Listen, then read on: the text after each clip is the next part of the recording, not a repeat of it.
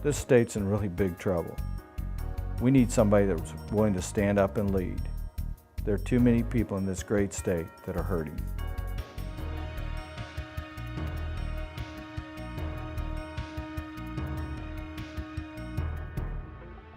I grew up in a middle-class family, a middle-class neighborhood. My parents believed in the American dream. Work hard, play by the rules. My dad was a letter carrier. He actually worked 2 jobs. He at night had a little Cushman scooter and he sold ice cream around the neighborhood. My mom was a practical nurse. My parents took us out to the lake. That was kind of cheap entertainment for us. And some friends of mine had a boat. We actually got the competitive water ski around the state. One of the things that it really taught me was if you want to be successful, you have to work hard at it.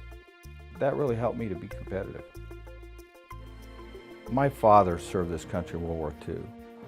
That really inspired me, and as soon as I could, I signed up for the local Air National Guard and was called active duty in the middle of my freshman year at college. I was able to get my education and my military obligation done at the same time, and I graduated from Eastern Illinois University and taught a couple years in the classroom. And my mom, on a dare, bet me that I couldn't pass the firefighter's test. I guess it was in the paper, that's where she read it. I passed the test, went on to the fire department. 26 years later, I was the chief. Your community's dependent on you, your fellow firefighters dependent on you. They're expecting us to deliver that service expediently and efficiently. And I remember kind of the words commitment. It's basically government at grassroots.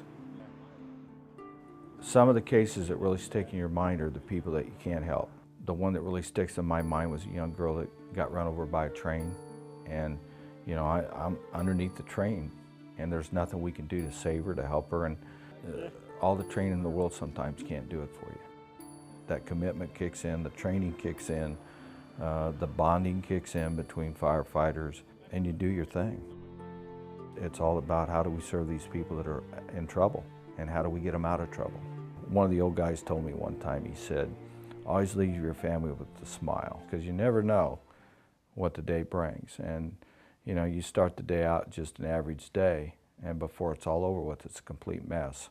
And guys have been hurt, people haven't made it through the end of the day, you've been with them.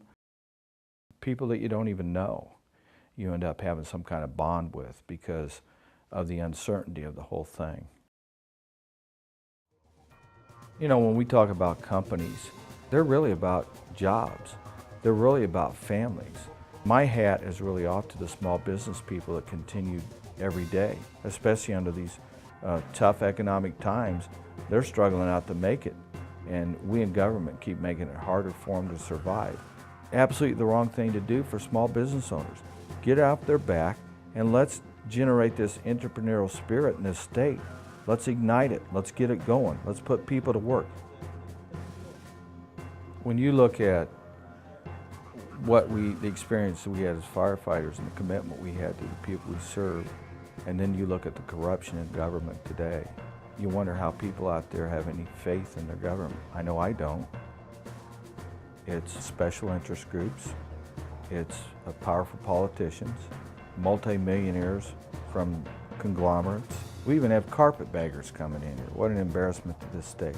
That's the way we've been operating, not only our party, but our government. I think people in government today just don't get it.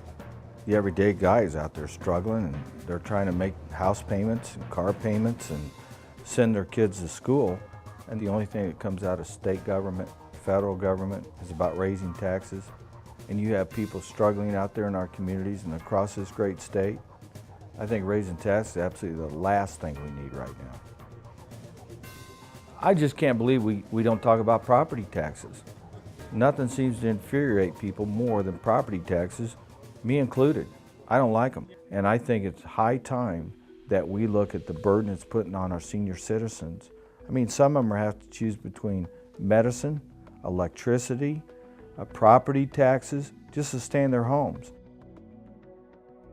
We need to clean this corruption up in the state so that people have trust in their government. And we need to be a little bit more grassroots and see what the average person has to say and how government affects them in their daily lives. And really, let's take what they're doing and what's affected them and reverse that. You know, the Republican Party, it's at a crossroads right now. It's time for the average person to take control of the party, take control of our government, and lead it in a way that benefits all of us and not just a few.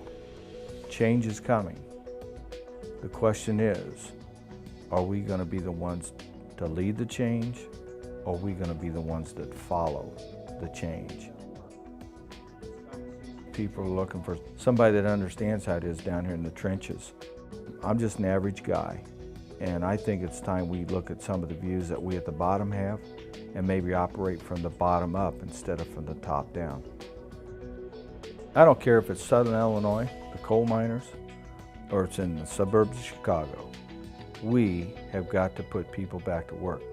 We need a governor that's going to create jobs. We need a governor that's going to instill trust.